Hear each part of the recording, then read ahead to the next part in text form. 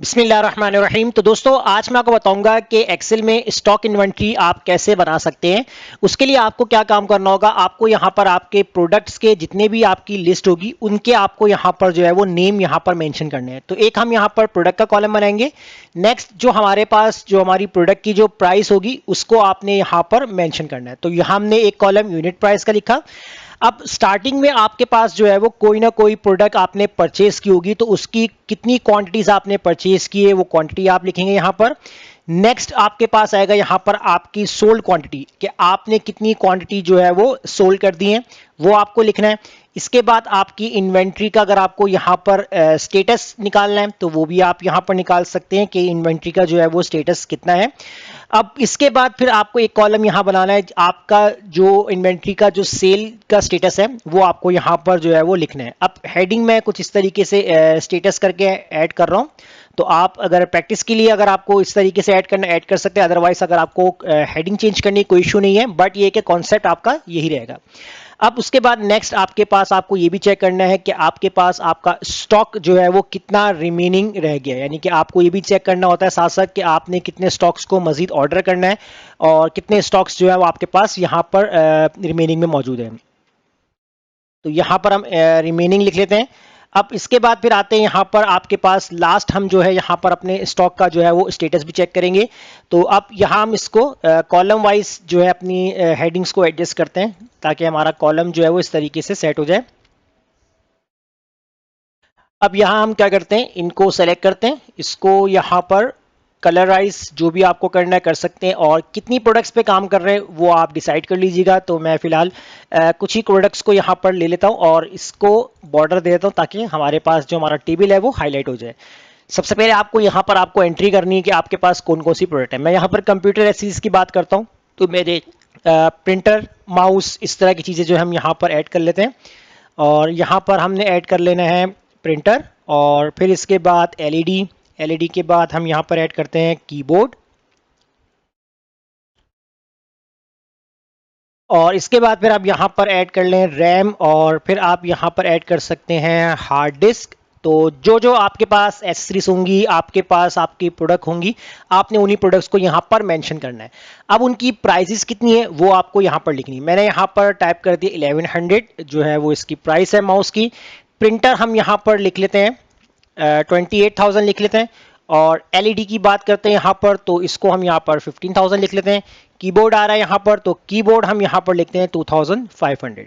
RAM कितने की है तो हम यहाँ पर लिखते हैं 3500। हार्ड डिस्क की बात करते हैं 7500, और स्कैनर की बात करते हैं यहाँ पर 18,500। अब हम क्या करते हैं यहाँ से इन सबको जो हमारे पास यहाँ पर क्वांटिटीज वगैरह जो भी हमारे पास सेल है, इनको मैं यहाँ से कॉमा में चेंज करता हूँ ताकि जो हमारे पास जो वैल्यूज है वो इस तरीके से एक स्टैंडर्ड फॉर्म में आ जाए।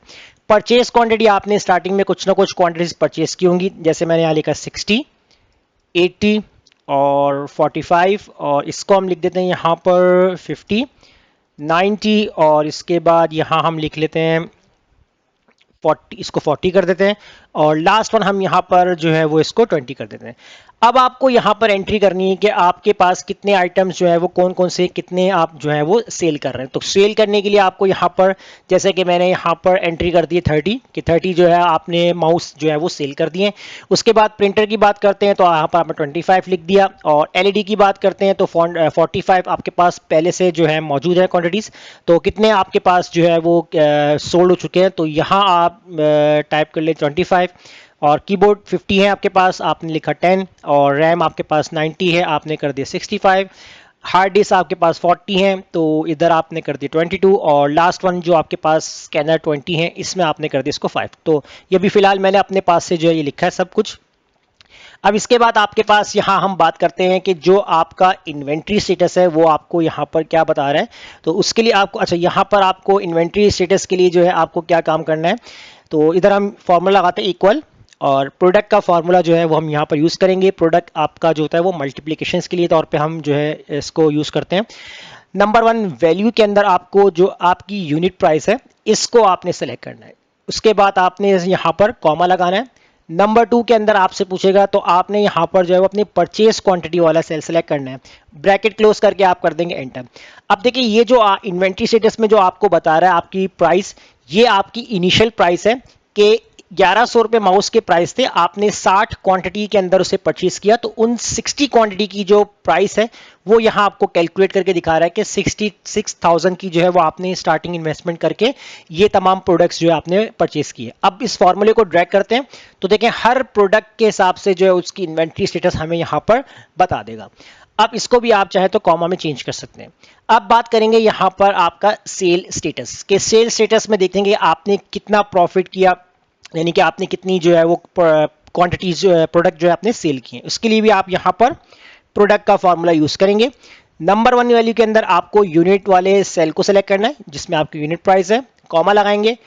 नंबर 2 के अंदर आपको यहाँ पर सिलेक्ट करना है जितनी आपकी क्वांटिटी सेल हो चुकी है, उसके साथ आप इसको मल्टीप्लाई करके आपने ब्रैकेट क्लोज कर देना है, यानी कि नंबर 1 और नंबर 2 वैल्यूज को एंटर कर देंगे यहाँ पर। तो देखिए आपके पास जो है आपने स्टार्टिंग में 60 क्वांटिटीज का जो आपके पास आइटम या प्रोडक्ट था वो आपने जो है वो 60 क्वांटिटी के हिसाब से आपने जो है वो 66,000 के हिसाब से आपने जो है परचेस किया। अब 30 सेल हुए तो उसका अमाउंट कितना आ रहा है 33,000। तो ये आपके पास जो है वो आपका सेल स्टेटस बता रहा है। इसको जब ड्रैग करेंगे तो हर प्रोडक्ट का जो स्टेटस है वो आपके पास निकल के आ जाएगा। इसको भी कॉमा में चेंज कर देंगे। अगर हैश आ रहा है तो कॉलम का साइज बढ़ा लीजिएगा तो आपके पास जो वैल्यूज हैं वो विजिबल हो जाएंगी। अब आपको ये भी साथ साथ चेक करना है कि जितनी प्रोडक्ट आप जो है वो सेल कर रहे हैं तो आपके पास आपके रिमेनिंग स्टॉक में कितना जो प्रोडक्ट है वो मौजूद है। तो आप यहाँ पर इक्वल लगाएं। इक्वल लगाने के बाद जो आपके परचेज क्वांटिटी है इसको आपने माइनस कर देना है किसके साथ, जितने आपने सोल्ड कर दिए हैं, तो इसके साथ आप इसको माइनस करके आप कर देंगे एंटर। तो देखिए 30 रिमेनिंग बता रहा है, 30 आपने बेच दिए और 30 आपके पास मौजूद है। इसको जब ड्रैग करेंगे यहाँ पर तो देखिए यहाँ पर आपको बता रहा है 80 आपके पास प्रोडक्ट थी, 25 आपने जो है वो सेल किए हैं, तो आपके पास 55 आपको बता रहा है कि आपके पास इतना स्टॉक रिमेनिंग है। अब स्टेटस यहां आपको देना है किस तरीके से, आप जैसे कि एक मैसेज जनरेट करवाते हैं कि कोई भी स्टॉक आपकी एक लिमिट होगी उससे कम हो जाता है तो आप उस स्टॉक को मजीद परचेज करेंगे। तो आप क्या करेंगे यहाँ पे इक्वल इफ का फॉर्मूला यूज करें। तो सबसे पहले आप अपने रिमेनिंग स्टॉक वाले सेल को सिलेक्ट करेंगे और यहां पर आप लगाएंगे लेस देन। अब लेस देन की बात हो रही है यहां पर, तो आप यहां पर इक्वल भी लगा सकते हैं, या तो आपके पास ये वाला सेल छोटा हो या बराबर हो। अब आपको कितनी लिमिट देनी है वो आपको यहां पर अपने पास से जो है लिखना है। मैंने यहां पर एक लिमिट टाइप कर दिया कि 30, कॉमा लगाया। अब यहां पर ट्रू वैल्यू के अंदर आपको क्या प्रिंट करना है, तो मैंने यहां पर कोटेशंस के अंदर लिख दिया रीऑर्डर, उसके बाद कोटेशन क्लोज कॉमा, और इसके बाद आपसे फॉल्स वैल्यू पूछा है तो फॉल्स वैल्यू में कोई मैसेज देना चाहते हैं तो आप कोटेशंस में लिख लीजिएगा, अगर नहीं देना चाहते तो ब्लैंक छोड़ दीजिएगा इस तरीके से और ब्रैकेट क्लोज करके आप कर दें एंटर। तो देखिए जैसे मैंने एंटर किया मेरे पास यहाँ पर क्या आ गया, रीऑर्डर का यानी ऑप्शन आ गया, क्योंकि मेरी जो स्टॉक है वो 30 के बराबर है। मैंने कहा था या 30 से कम हो या 30 के बराबर, तो हमारे पास क्या जनरेट होगा मैसेज रीऑर्डर का।